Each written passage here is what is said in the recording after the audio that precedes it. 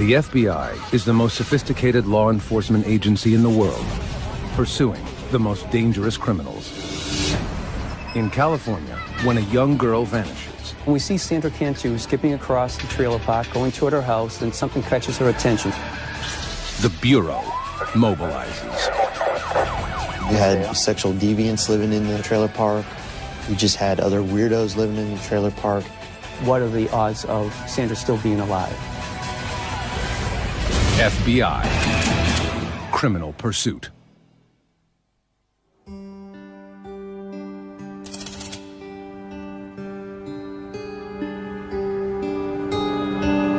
March 27th, 2009. In the blue-collar town of Tracy, California, 8-year-old Sandra Cantu heads home after school.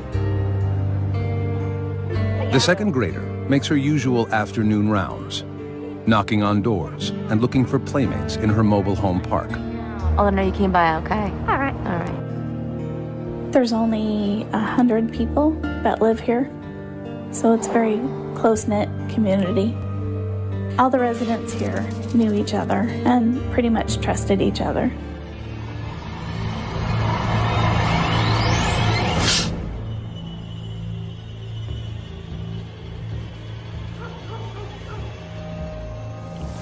Hours pass, and Sandra doesn't come home for supper. Her mother, Maria, worries.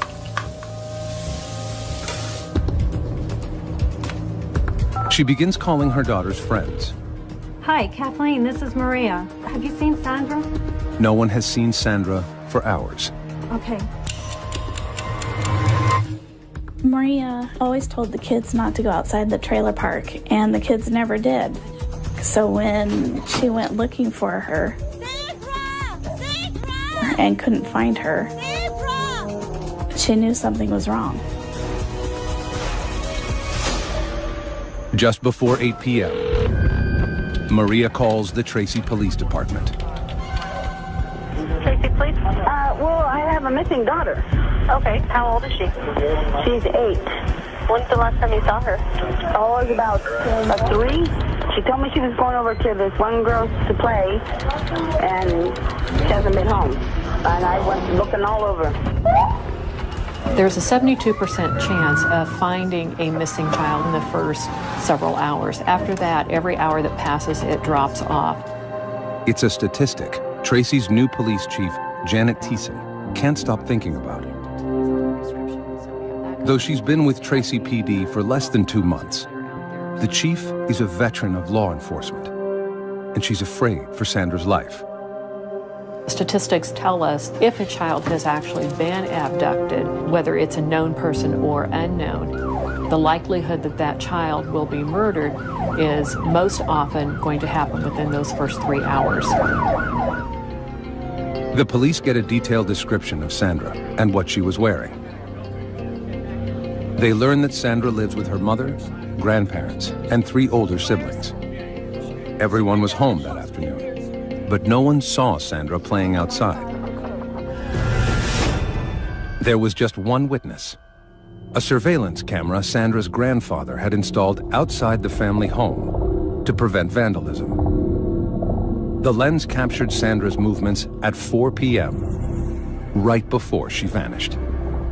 Sandra had the little Hello Kitty pink t-shirt on, looked like black leggings. This was the last that we knew she was in the mobile home park. So that was pretty important for us. It really helped us lock down that time frame. Investigators learned that Sandra's divorced parents are undergoing a support payment battle. Could Sandra's father have taken her? Dad had been out of the picture since Sandra was a young girl. We were able to verify that her biological father was not in Tracy at the time that she went missing. Sandra's father is quickly ruled out as a person of interest. Hours have passed since Sandra disappeared, but there is no sign of the little girl. It's the worst thing imaginable. You have this horrible feeling in your gut that something's terribly wrong, and you don't know what it is. Maybe she's lost, facing some hypothermia. We may have a child who's dehydrated, who's very hungry. If she hadn't found shelter somewhere and wasn't someplace safe, then this was not a good situation for her. A mother of two, Chief Thiessen empathizes with the family's growing anxiety.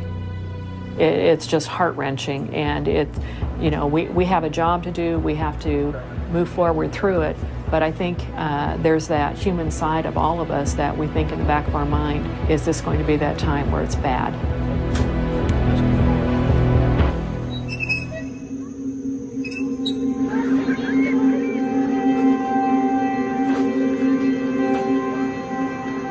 As dawn breaks, volunteers canvass the neighborhood, desperately searching for Sandra.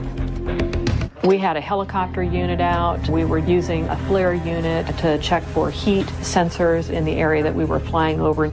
We also were going door to door, asking people in the area, checking with some of the businesses, had they seen this little girl? We were coming up with nothing. Sandra, it just seemed, had literally disappeared. With no known suspect or vehicle description, Tracy police are stumped. They issue an urgent bulletin on a missing child, which alerts the FBI's Child Abduction Rapid Deployment Unit, or CARD. Comprised of the world's leading experts on child abduction, the CARD unit can mobilize anywhere in the country within 4 hours. Team leader, Special Agent Joseph Brine, and his colleagues rush to Tracy as soon as they get the alert. When we first responded to the Tracy Police Department, one of the first things they asked is, what are the odds of Sandra still being alive? Statistically speaking, 97% of the children who are abducted at this point in time have been murdered. But it's our job to focus both the FBI and the Tracy Police Department on that 3%, because there's a chance that she is alive. For the first time in his 15-year career, Special Agent Brine gets a first-hand look at what is at stake in the video of Sandra's last known moments. To see Sandra was something, as an FBI agent, you don't see on a regular basis. And it was just something that had an emotional impact. The case hits close to home for Special Agent Todd Davis. I had 3 little girls that I raised, and so it's very emotional, particularly when you're trying to find a child. You get very focused on that, and you forget to eat. You don't sleep when you go home. You can't get that out of your head. The FBI's first priority is questioning all the residents inside the neighborhood. They quickly realize that Sandra's popularity makes everyone a suspect. So, how was your day? Good. She talked with everybody. She always asked if she can help with the yard or help cooking. She liked to cook. Sandra was very friendly.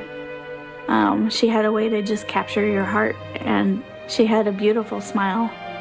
She was always smiling. Like most of the children here, Sandra was allowed to roam free, and everyone opened their doors to the little brunette with a quick smile. The kids just would go out and play all together, and it's a small place, so we just knew that she'd be safe. Every little detail sometimes will reveal some kind of pattern, some kind of activity that may lead to a significant turn in the case. Sandra was in just about every trailer, and she knew just about everybody. So it made our job a little bit more difficult because every trailer was now in play for us to investigate. Roadblocks are put in place around the area, and all vehicles searched. Investigators have no solid leads until they get a tip from a concerned neighbor, the mother of Sandra's best friend. The neighbor sends a text message to Sandra's mother that a large suitcase was stolen from her driveway around the same time Sandra went missing. It could be an unrelated incident, but investigators are concerned. The neighborhood borders the 205 freeway, which connects the Bay Area to the town of Tracy. It would have been very easy for someone to come into this area, drive a couple blocks, see this little girl, and pick her up. If, in fact, it was a stranger abduction in that type of a scenario, would we ever be able to get any information? The FBI speculates about who Sandra's abductor might be. Our behavioral analyst unit told us that we should be looking at predominantly male individuals who knew Sandra, who resided in the trailer park. So we started to look at individuals who had contact with Sandra over the past couple of years, adult males in particular. But at this point, their profile is hypothetical and only based on statistics. In this case, we don't have a crime scene. And without a crime scene, there really is insufficient information that we can use to form a profile about what might have happened. There's one other thing the FBI profilers know is likely: that Sandra's abductor knows her well and is someone close to home. For the most part, we remain fixated on the idea that an offender is going to be familiar with the victim or the victim's neighborhood in some way. Tracy Police Detective Tim Bauer is on the investigative team. He's been to the trailer park on other cases and recognizes Sandra's family. Like everyone else, he can't rest until the girl is found. And this is the type of case that you could not think about even when you're not at work. And you want to be here 24 hours a day yourself looking for the child that's missing. The FBI works with the Tracy PD to quickly put together an emergency operations center. We utilized about 65 FBI agents and about 26 detectives from Tracy PD. You'd have a whole row of people that were managing the tips as they came in off 3 different computers. Every second counts, and investigators want as many people as possible to know about the case. Everything was such a blur. We had been talking to the media to try and get her picture out there so people were aware of her in case they saw her. We wanted our little girl home. No resources spared, as searchers use helicopters with thermal imaging, dive teams, cadaver dogs, and volunteer foot patrols. 2 of the largest searches for a missing person that have ever been done in Northern California's history. We had approximately 250 people out searching for Sandra. A lot of the police officers told us that it was like they were searching for their own daughter. Sandra became Tracy's daughter. Everyone's hopes sink when a search team at the town dump unearths a pink shirt, exactly like the one Sandra was wearing. Investigators approach her family with solemn news of their discovery. After talking with the family again, we were able to figure out that it was not the right size. It was almost that sigh of relief. Okay, we still are operating on the belief that we are looking for Sandra being alive. If Sandra is still alive, investigators know that time isn't on their side. They pore over the last known images of her, searching for the smallest clue. She looks like she's coming towards home, then all of a sudden she turns her head to the right and heads off in a different direction from where she was coming. I probably looked at it 40, 50 times, trying to figure out what else might have happened that caught her attention. Nothing more is seen on the tape until a neighbor drives by 8 minutes later. A canine unit can only track Sandra's scent for a couple of yards. We had some dogs track her scent down this street. So we know, of course, she traveled to the end of the street up to that corner. And that's the last scent that we were able to pick up at that point. Investigators interview anyone in the neighborhood who is a registered sex offender or has a criminal record. The list of persons of interest is shockingly long. Sunday. You had sexual deviants living in the trailer park, people on probation, parole living in the trailer park. You just had other weirdos living in the trailer park. In this particular situation, we try to emphasize that even though you are looking at registered sex offenders, that statistically speaking, only about 2% are going to be registered sex offenders. Doesn't mean they're not preferential sex offenders. It just means that we haven't caught them the first time and they don't have an arrest record. One person the police want to talk to is a man who 2 years earlier had approached Sandra at the neighborhood pool. This gentleman had brushed Sandra's hair off of her face and kissed her on the lips in the pool. Made us worry.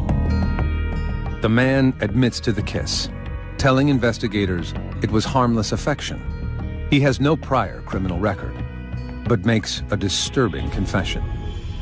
He told us that he had sexual fantasies about young girls, that his fantasies focused on girls between the ages of 9 and 10. And so that placed him high on our list. But the man isn't the only suspicious person in the park. On the afternoon Sandra went missing, the park manager confronted an unfamiliar ice cream truck driver who was talking to children near Sandra's home. Oh, hey, what do we have here? Can I have a chocolate bar? Sure can. They had a ice cream man that usually does not go to that particular area. Aren't you just a little kid? Was suspicious to some of the people in the neighborhood. And what did we tell you about being in the park? And that was another lead that we had to trace down. Did Sandra's trusting nature catch her in the net of a predator? Sandra was a very friendly girl, but we thought these individuals might have taken advantage of her friendly personality, to use to their benefit. As night falls, there are no solid leads. The town of Tracy gathers for a candlelight vigil. The community showed so much love and support. They left stuffed animals, hundreds and hundreds of stuffed animals they left as a memorial to her. And it was cold. It was so cold. And we just knew that she didn't have any jacket on because it was warmer during the day, but it was so cold at night. And we were just so worried about her. Investigators are there too, lending support and looking for suspects. The peaceful ceremony is shattered when a woman frantically approaches FBI agents. She's screaming, "I found something, I found something." It says Cantu. So myself and a couple other agents and one of the police officers, we follow after her. She's still hysterical, she's still yelling, she's still screaming. We get over to where the mailboxes are in the complex, and she just plops down. She points, "It's over there." Investigators are stunned when they read its dire message. Cantu is in stolen luggage in water at Pachetti and Whitehall. Signed witness. After 2 days of searching, there is no trace of 8-year-old Sandra Cantu. All the FBI and Tracy, California police have is a growing list of persons of interest. There were several individuals in the trailer park that jumped out at us that needed a little extra attention.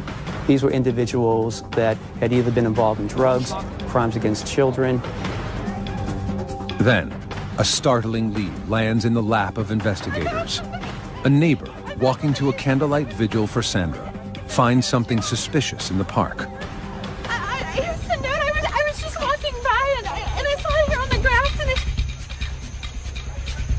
Investigators gather the note, which has a chilling message. The note said, "Cantu is in stolen luggage in water at Pachetti and Whitehall, signed witness." San Joaquin County Deputy District Attorney Thomas Testa is suspicious. And what's so interesting about this note is it almost looks like there are deliberate misspellings. I mean, a very simple word "on" is misspelled, and an FBI expert looked at it and gave an opinion that it looked like someone was camouflaging the writing, hiding their true writing. Is the note true?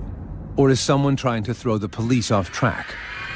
Investigators can't take that chance. At daybreak, agents immediately order a search of the ponds near the address, 2.5 miles from the trailer park.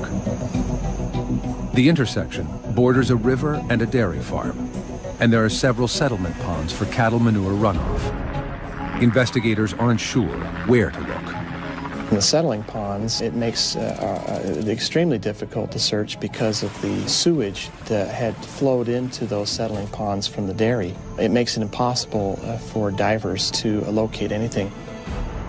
Investigators have no idea whether Sandra's body is in the pond. They have a lot of questions and turn to the note's messenger for help. 28-year-old Melissa Huckabee is the same neighbor who reported a suitcase stolen from her driveway the day Sandra went missing. When the agents interviewed Melissa at her trailer, she told them she was especially alarmed when she saw the note referencing that the child had been placed in the suitcase because she said her suitcase was large enough to fit a child in. A friend of the family, Melissa is a single mother raising a 5-year-old in the home of her aging grandparents. Her daughter is Sandra's best friend. Her daughter played with Sandra, and her family was church-going people. Her grandfather was the pastor at the church around the corner. And she was a school teacher there. So as a family, we felt safe having her there. But the agents are suspicious about Melissa's involvement and dig further. Why she was not statistically, the person that we profile for this type of investigation, the fact that she had injected herself into this investigation, the fact that her story was not very credible was a concern for us. Melissa has a partial alibi. At the time Sandra disappeared, Melissa was alone at her grandfather's church decorating her Sunday school room. Phone records prove she placed a call from the church to the trailer park manager around the time Sandra went missing. Even so, agents searched Melissa's car. We found a blue self-sticking note, and when we retrieved that note and looked at it more carefully, we noticed that there was some scribbled handwriting. Closer inspection of the note reveals something suspicious. And our evidence response team was able to isolate the scribbled writing on top and adjust the color and contrast and shading. Underneath the handwriting were 3 words: Machete, Whitehall, and water. The address is the same as the one written on the note Melissa supposedly found. Is she the author of the ominous message? In Melissa's messy bedroom, agents find a notebook hidden below the nightstand. It is the same type of paper as the note, and a page is missing. It also contained on it some indented writing that we held up to an alternate light source, and our evidence response team was able to discern a couple of letters that exactly matched letters found on the anonymous note. Investigators are now certain that Melissa wrote the mysterious note. But why? Is this an attention seeker who somehow wants their 15 minutes of fame, or is it a situation where this person is trying to find out what do the police know and how close are they getting to me? In spite of the questions surrounding her, Melissa cooperates with police, offering valuable information about yet another suspicious neighbor. Yeah, the guy right there, he's really creepy. Every so often, Sandra would go to the man's home and play games or hang out. Do you have a deal? And he's been linked to an alarming incident with another little girl in the trailer park. That's for you. A 7-year-old child had been drugged, and he had assisted the child's mother in taking the child to the hospital. And when the police arrived at the hospital, he exited abruptly. That was an indication to us that maybe there was something that he was hiding. Cadaver dogs search the man's vehicle and get a positive hit on the truck. But the evidence team finds no traces of human remains. And residents are coming forward with more disturbing information. Police are shocked when a stepfather and stepson who share a trailer volunteer photos they have of Sandra on their cell phones. The top of her shorts were unbuttoned as she's sitting on somebody's lap. And the fact, of course, that they admitted that she was in their bedroom frequently was of concern to us as well. A search of their home uncovers a computer with questionable images of children and a stuffed animal used for masturbation. But the 2 men have no criminal history of offenses against children. By now, it's been a week since Sandra disappeared, and her once idyllic neighborhood has turned into a land of horror. FBI agents and the Tracy PD work around the clock, chasing down leads. Every hour that ticks off, You feel that stress and that tension. I really literally had to order people to go home. Every second that we're sleeping and that we're not working the case, maybe that's that moment in time that if somebody was doing something on the case, that we still had that opportunity to find Sandra and to find her safe. Investigators need to narrow their list in hopes of finding a suspect. They decide to administer polygraph tests. They start with the man who had kissed Sandra at the local pool. He passes. His alibi also pans out. He is not charged. The suspicious neighbor also passes a polygraph test, but has no solid alibi for the block of time. Investigators learn he is a close friend of the man who kissed Sandra. Could the two have worked together? The stepfather and stepson, who were found with questionable photos of children, are also given polygraphs. The results are disturbing. Each of these individuals failed the polygraph on the question of whether they had anything to do with her disappearance. But as authorities begin to move on their leads, they make a tragic discovery. The suitcase surfaces.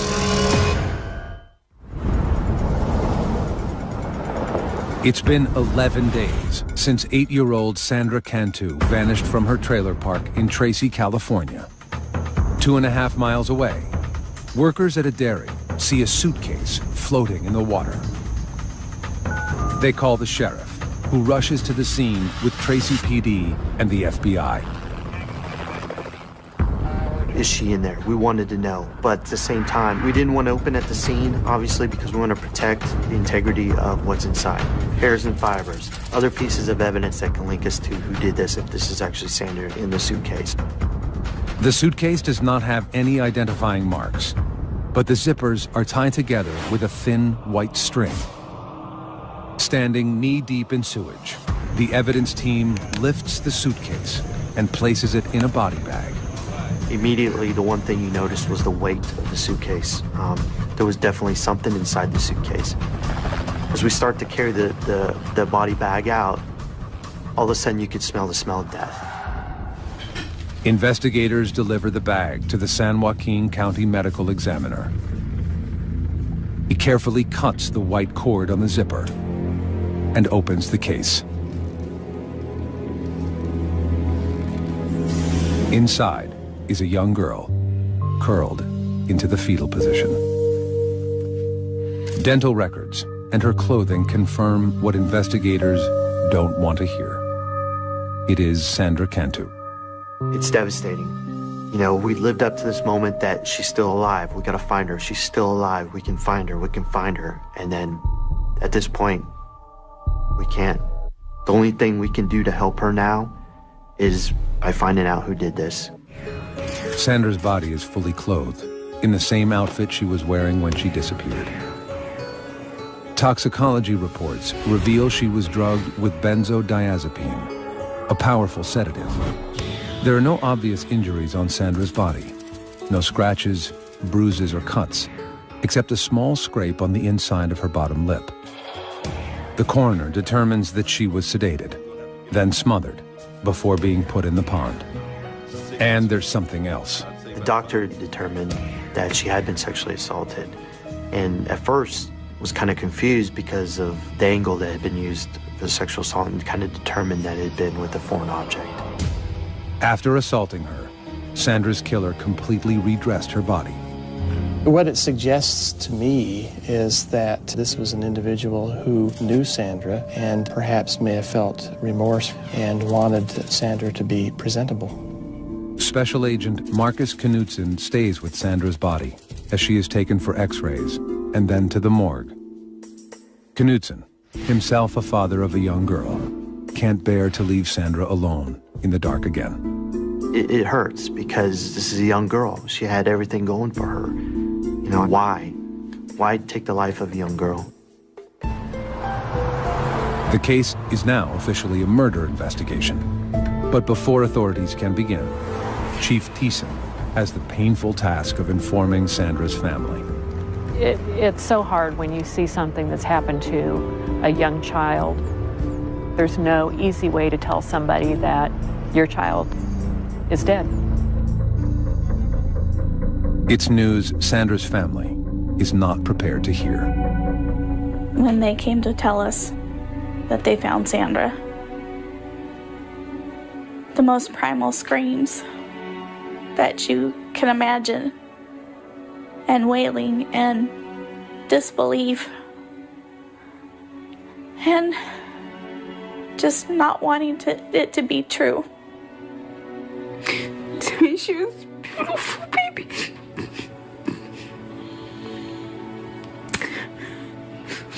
She was my beautiful little girl.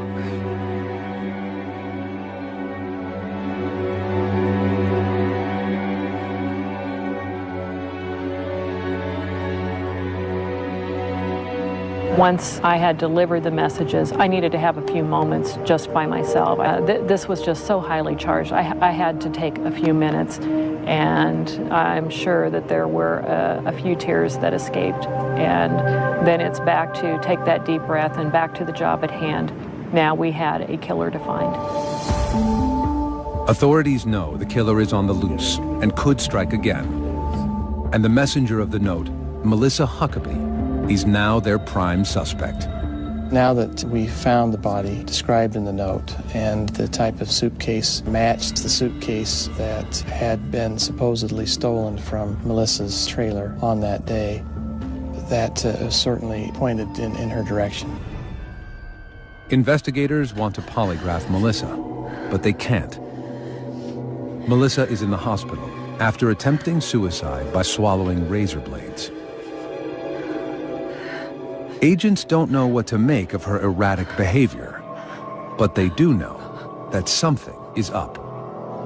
The signs of swallowing the razor blades, the note, I don't know if it was guilt or just wanting to get attention, but she wanted someone to come talk to her about Sandra Cantu by all of her acts that she did. Investigators begin gathering evidence against Melissa Huckabee. They question her family and learn that Melissa has a dark side. 3 months earlier, she pled no contest to petty theft charges for stealing from a department store. 2 years before that, in her prior home in La Palma, California, there were 2 mysterious arson fires. Though Melissa was a person of interest, charges had not been filed. Melissa was mentally unstable and medicating herself for relief. She was bipolar, depressive, had high anxiety. She was dependent on drugs to deal with her emotional situations, frequently overdosed on those drugs. Only 3 months before Sandra vanished, a parent in the trailer park accused Huckabee of taking her child to a local park without permission. When Melissa brought her home, Hey, sweetie, I have some special juice for you. the girl acted strange. Drink it up. Her speech was slurred. Don't worry about the smell. It's really She was unable to control her muscles, kept falling down, and was drowsy. The girl's mother and her boyfriend rushed the child to the hospital. Tests revealed benzodiazepine in her bloodstream. Melissa denied harming the girl, and charges were not filed at that time. Agents hope that this time, Melissa won't be so lucky. They get a break when a local Marine is able to place Melissa where the body was found. We located a witness who lived on Whitehall Road who was heading to a restaurant to eat that evening with his wife. And he noticed an SUV, a small SUV that was parked facing west on the north side of the road with a car door open. The couple stopped to check it out. Then, Melissa emerged from the ditch. Basically, they saw her coming up from the pond. They engaged her in conversation and were able to provide the exact time this was based on where they had eaten that night for dinner.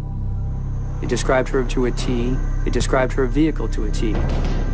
The timeline fits, but it's only circumstantial evidence. And investigators need irrefutable physical evidence. They get a warrant to search Melissa's grandfather's church. We conducted a search of the church looking for any cordage that would match the description of the cordage we found on the suitcase. and we found a blind in the Sunday school room used by Melissa that had been cut and retied. Investigators are also looking for the object Melissa allegedly used to sexually assault Sandra.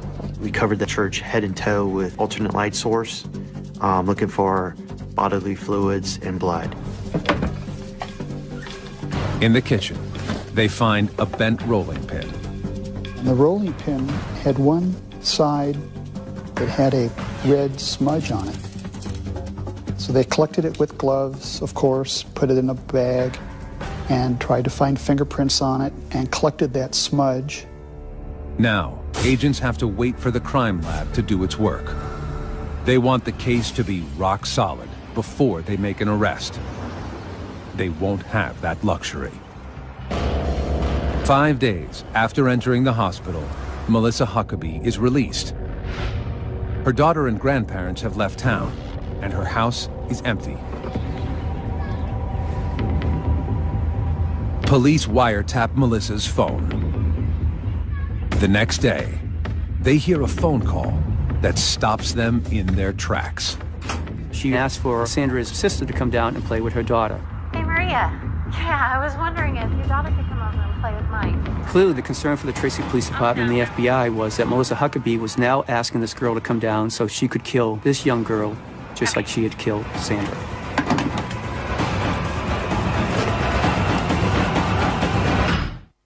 April 10th, 2009. 2 days after she is released from the hospital, murder suspect Melissa Huckabee invites her victim's older sister to her house. She says it's for a playdate, but FBI and Tracy, California police fear she has sinister plans. Here we go again. She's going to try to pull this off again because in her mind at this point she believes she got away with it. Unaware that Melissa is suspected of murdering their daughter, Sandra's family is about to send her sister over to play. My boss says, hey, get over there right now, drive as fast as you can and get there, and right before you get there, shut your lights down and get in there and then just walk up like everything's cool and knock on the door and make sure we don't got another little kid in there. Detective Bauer races to Melissa's house, fearing the worst. When we get over there, we knock on the door, and when Melissa answered the door, and there's a neighbor's daughter in there who our surveillance units thought might be Sandra's older sister, but, you know, fortunately it wasn't.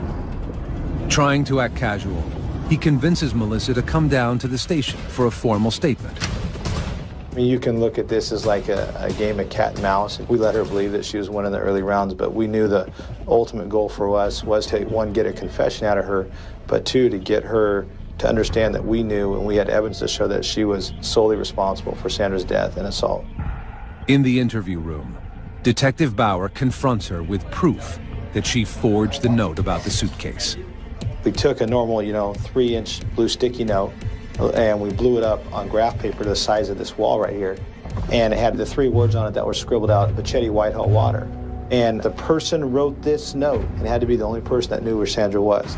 Melissa denies everything. After 5 hours, Detective Bauer confronts Melissa with the evidence that cracks her lies wide open. Between 5:30 and 5:40, 2 people saw your car stopped on Whitehall Road.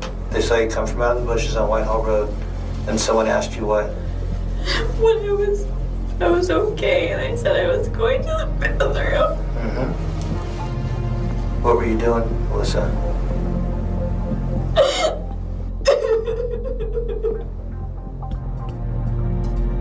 It was an accident. I told you it was an accident. I know it was. Accidents happen. Kill her. Just die.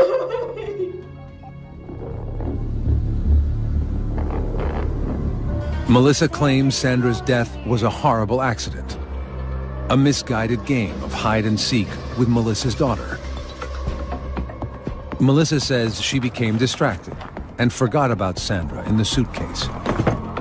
She drove to her Sunday school room at the church and began working. I went in the church. I was there. And when I came outside, I looked at my suitcase. I went to take it out and it was heavy. And she was in there. And she wasn't breathing or anything. What did she look like? She looked pale. I thought that I killed her. Huh?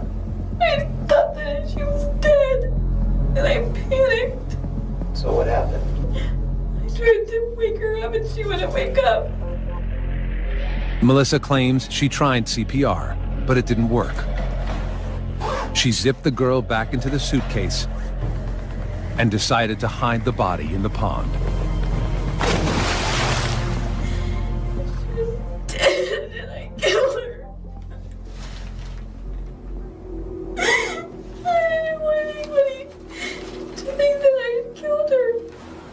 But I didn't know what else to do. Melissa denies sexually assaulting the little girl. But her partial confession is enough for Tracy PD to arrest her for the murder of Sandra Cantu. Investigators tell Sandra's family the stunning news. We felt very betrayed to know that it was Sandra's friend's mother who did this.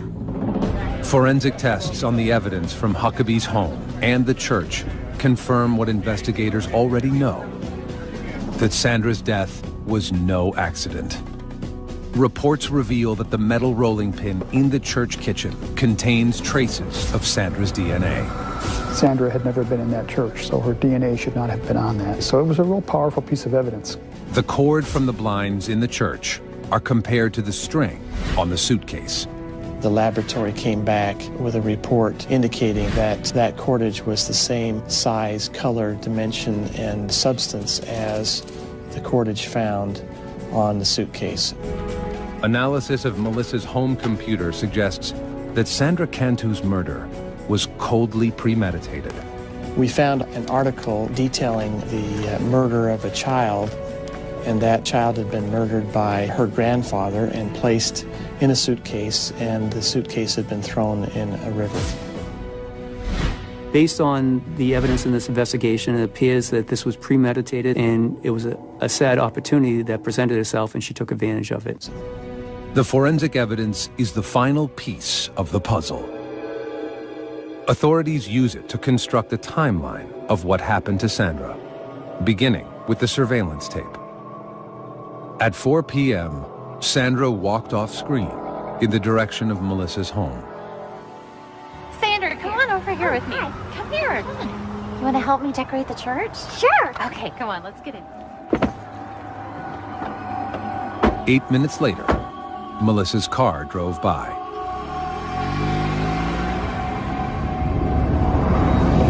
After driving Sandra to the church, Melissa gave her a drink laced with benzodiazepine. Almost got it ready.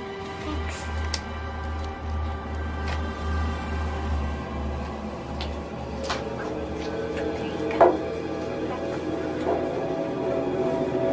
Go ahead, drink it all out.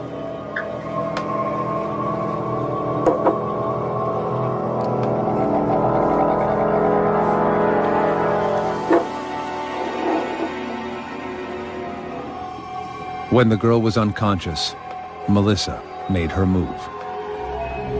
Around 5 p.m., phone records show that Melissa made a call from her grandfather's church to the trailer park manager, reporting her suitcase stolen. She started thinking of needing to cover her tracks by making sure she reports the suitcase that has Sandra's body was stolen. So if the suitcase is found, she could claim, well, someone stole it and someone else must have put the body in it. Then, shortly before 6 p.m., the eyewitness saw Melissa near the pond. Hey, how you doing? What you doing now? Sandra Cantu was dead before her mother ever called 911. May 10th, 2010. Faced with overwhelming evidence, Melissa Huckabee takes a plea deal and admits guilt in the kidnapping and murder of Sandra Cantu. All other charges are dropped, including charges of drugging and rape.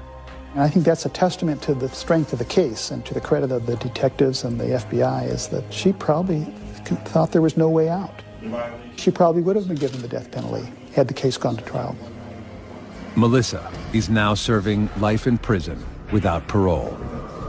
When asked why she killed Sandra, Huckabee has no answer. She never would tell me why she did it. To this day, she still says, I don't know why I did it. She knows why she did this, and she just won't tell anybody. We don't care. I don't care. to know, because it's a sick individual that would do something like this to a child. We view Melissa as a monster. Monster. Female child killers are rare, with less than 10% of murders attributed to women. If a female as an offender is engaging in some type of sexual assault on a victim, there might be an emotional aspect that comes into play as well. And we could be talking anger or rage or revenge or some other negative emotional state. Authorities speculate Melissa Huckabee may have killed out of jealousy that Sandra was stealing her own daughter's affections away, or out of a need for attention and praise. I still cannot understand why I did what I did.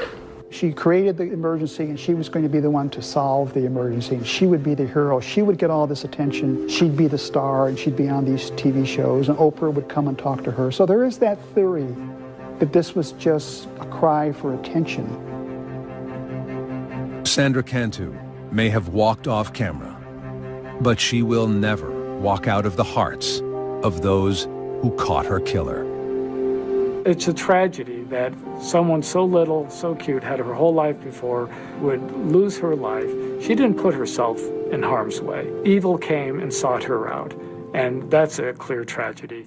Our team is still going to hurt over the death of Sandra. You know, you take somebody in the community that you think is, you know, a good person or respected, and they turn out to be like Melissa Huckabee.